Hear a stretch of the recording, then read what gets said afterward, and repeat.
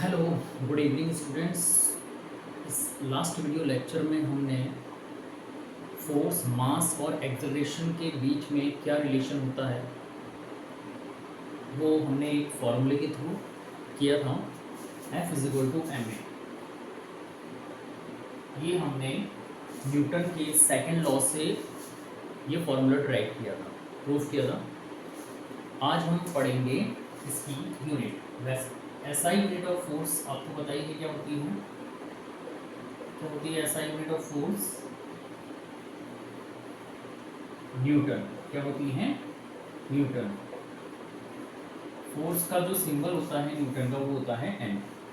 अगर इस फॉर्मूले से देखा जाए तो newton is equivalent to mass की यूनिट क्या होती है? किलोग्राम।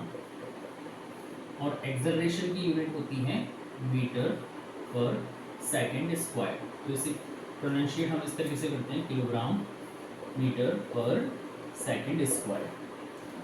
कभी कभी आपसे एक छोटी सी डेफिनेशन पूछ ली जाती है, define one Newton. Define one Newton force ये पूछ लिया जाता है कि वन न्यूटन फोर्स को डिफाइन कीजिए, वन एन या one Newton force.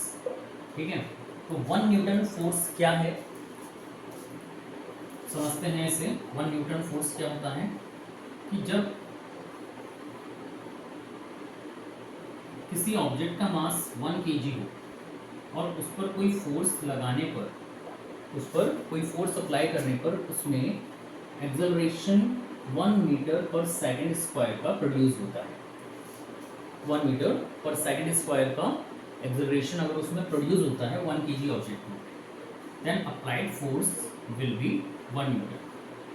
According to formula F is equal to M A होता है ना। अगर मास ऑब्जेक्ट का 1 kg हो और एक्सेलरेशन भी 1 मीटर पर सेकंड स्क्वायर हो तो फोर्स की वैल्यू क्या हो जाएगी? 1 न्यूटन। तो इसको आप डिफाइन कैसे करेंगे? The force which produce an acceleration of 1 meter per second square to 1 kg object. The force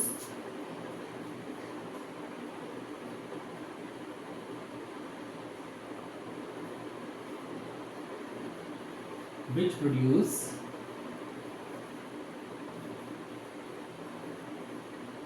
an acceleration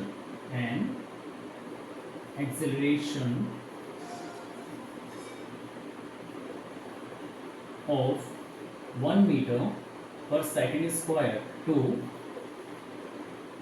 1 kg object, 1 kg object, then applied force will be 1 newton.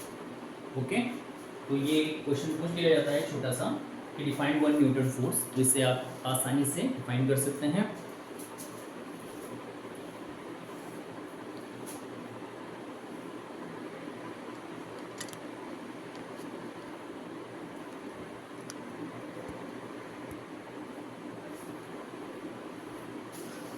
Next topic आता है अपना third law of Newton.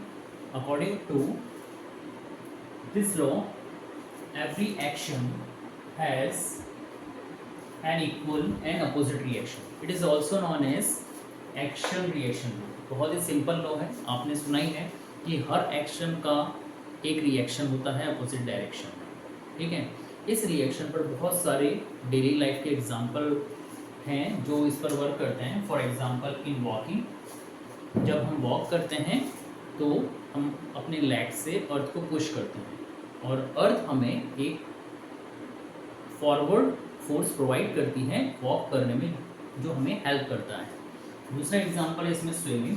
जब हम swimming करते हैं तो हमारे हाथ और पाँव जो है पानी को बैकवर्ड पुश करते हैं और पानी एक रिएक्शन फोर्स हमें प्रोवाइड करता है जिससे हम आगे की तरफ मूव कर पाते हैं।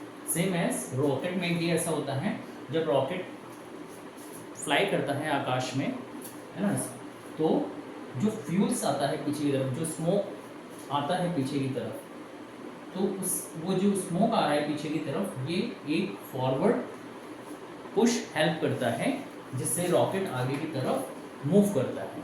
ठीक है, तो यहाँ पर ये 3 एग्जाम्पल है, इसके अलावा बहुत सारे ऐसे एग्जाम्पल हैं।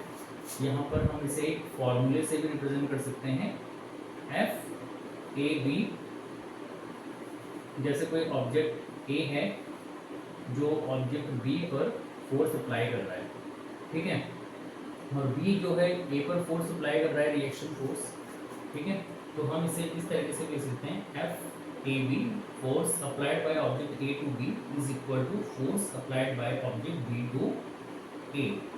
दोनों फोर्स एक दूसरे के इक्विवेलेंट हैं, क्योंकि दोनों फोर्स एक दूसरे के इक्विवेलेंट हैं लेकिन इनकी डायरेक्शन एक दूसरे के अपोजिट है, तो अपोजिट डायरेक्शन के लिए हम यहाँ पर एक साइन लगा देते हैं माइनस का। माइनस का साइन इंडिकेट करता है नेगेटिव अपोजिट डायरेक्शन को।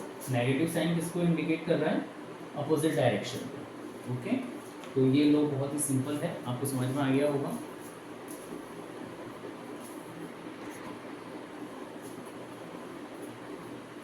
हाँ स्टूडेंट्स, तो नेक्स्ट टॉपिक है अपना law of conservation of momentum, है ना। समझना इसको ध्यान से, जैसे कि नाम से ही पता पड़ रहा है इसमें कंजर्वेशन ऑफ मोमेंटम, है ना।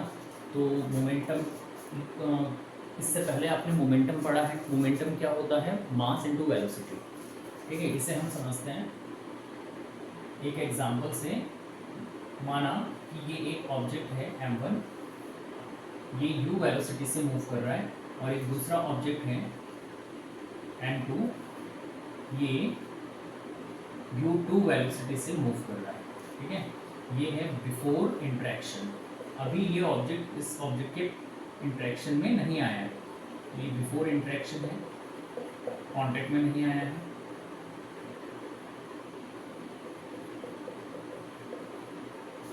और जब ये ऑब्जेक्ट इसके इंटरेक्शन में आएगा, m1 जो है m2 ऑब्जेक्ट के इंटरेक्शन में आता है, तो आफ्टर इंटरेक्शन क्या होता है? आफ्टर इंटरेक्शन क्या होगा? m1 इसकी वेलोसिटी जो होगी चेंज होकर हो गई v1, और m2 इसकी वेलोसिटी चेंज होकर क्या हो गई? v2। ये कब हुआ? आफ्टर इंटरेक्शन के बाद में। इसको आप ऐसे समझ सकते हो कि जैसे दो गाड़ियां हैं, एक गाड़ी पीछे जा रही है, एक गाड़ी आगे जा रही है, और ये गाड़ी जो है इसको ओवरटेक करने की कोशिश कर रही है। तो ओवरटेक करने के चक्कर में क्या हो रहा है कि ये आपस में टकराती हैं, कोलाइड करती हैं, कॉलिजन करती हैं, और इनकी वेलोसिटी चेंज हो जाती है। वेलोसिटी चेंज होने के बाद m1 ऑब्जेक्ट की वेलोसिटी हो जाती है v1, एंड m2 ऑब्जेक्ट की वेलोसिटी हो जाती है v2।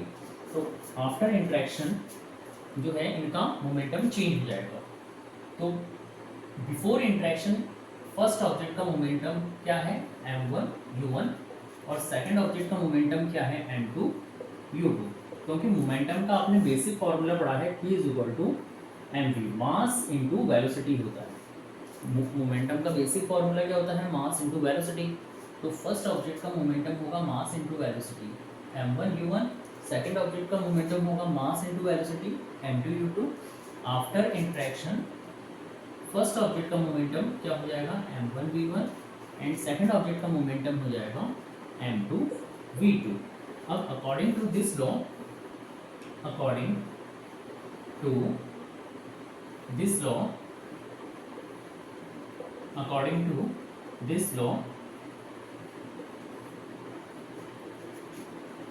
total momentum before interaction m1 u1 plus m2 u2, total momentum before interaction is equal to total momentum after interaction m1 v1 plus m2 v2। तो ये formula जो है law of conservation of momentum का है, वो आपको ये समझ में आ गया होगा। सिंपल सा फॉर्मूला है, इसकी डेफिनेशन भी सिंपल सी है। जब भी इसका फॉर्मूला इसकी डेफिनेशन आती है तो आपको इसकी डेफिनेशन लिखनी है according to this law. Total momentum before interaction is equal to the total momentum after interaction. Okay, और ये सिंबल्स आपको सिंबल्स के साथ इसको लिखना है। ओके,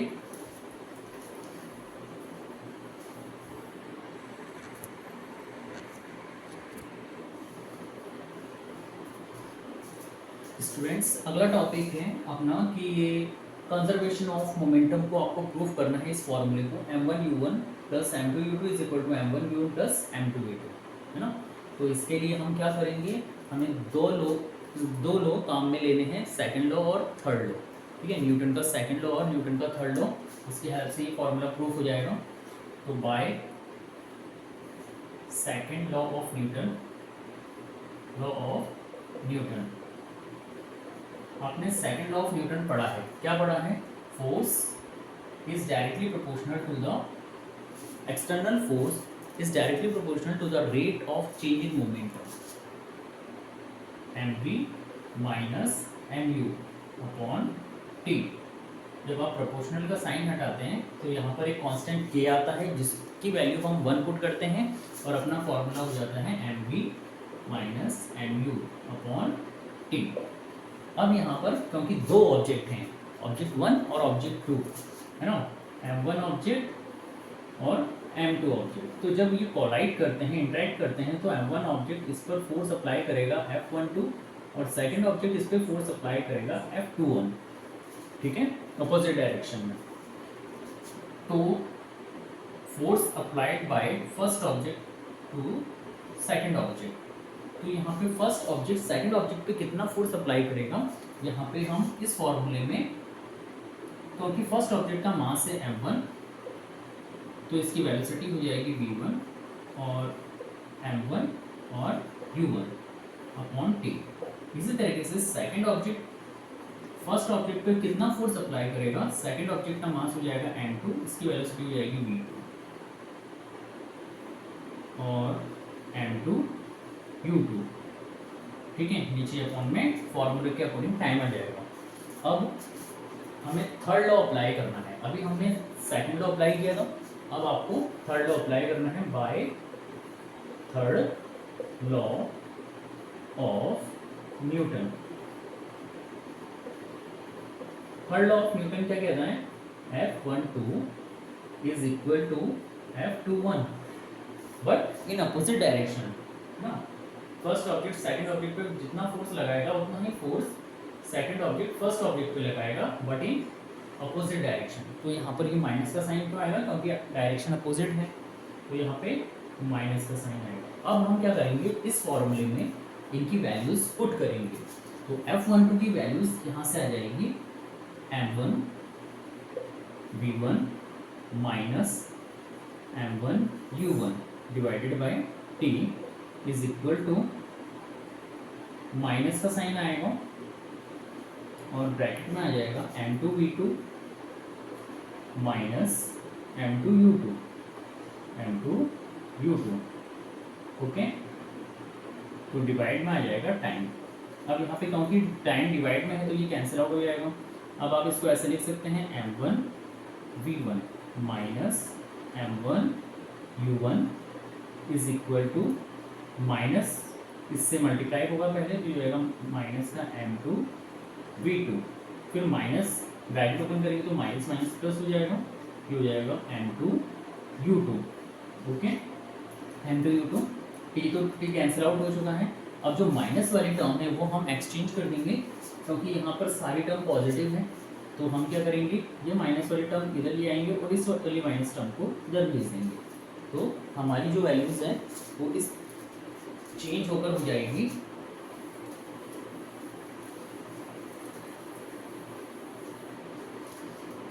m1 v1 माइनस, क्योंकि ये वाली टर्म इधर आके पॉजिटिव हो जाएगी और ये वाली टर्म उधर भेज देते हैं, इधर आके पॉजिटिव हो गई तो ये हो जाएगी m2 v2 is equal to, ये वाली टर्म उधर चली गई तो ये हो जाएगा m1 u1 प्लस लास्ट में इधर है m2 u2।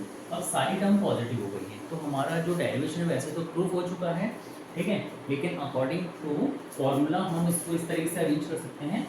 ये वाली टर्म इधर कर दो, ये वाली टर्म इधर कर दो, तो ये हो जाएगा m1 u1 plus m2 u2 is equal to, ये वाली टर्म हम इधर पुट कर रहे हैं m1 v1 plus m2 v2। तो ये फॉर्मूला आपका प्रूफ हो गया है ना।